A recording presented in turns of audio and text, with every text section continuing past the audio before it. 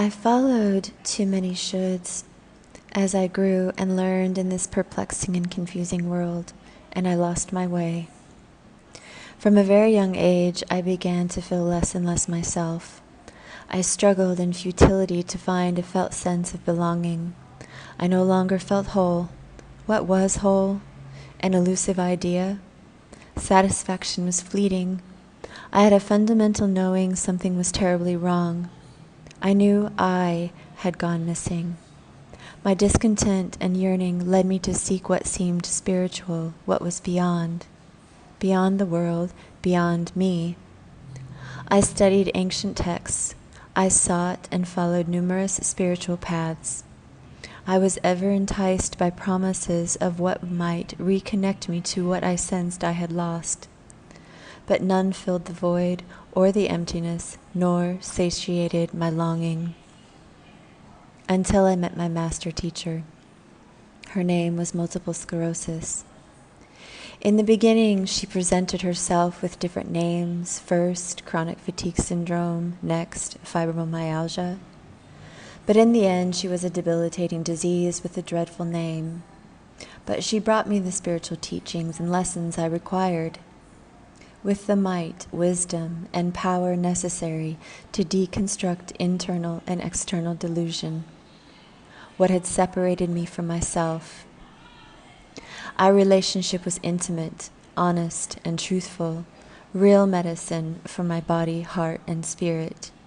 Instead of taking me beyond, she escorted me within, and she tested me, my courage, my strength, my faith, my trust. She held my feet to the inner fire of my true worth.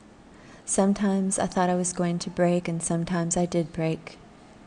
But the breaking was a necessary death. She never let me run.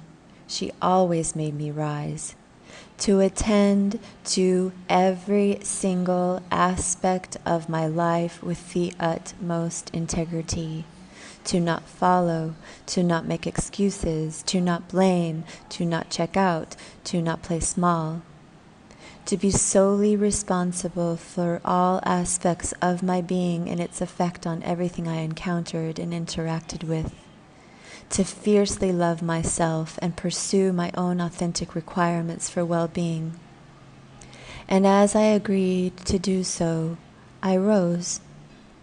With each methodical step, I was mysteriously eliminating everything that had made me ill.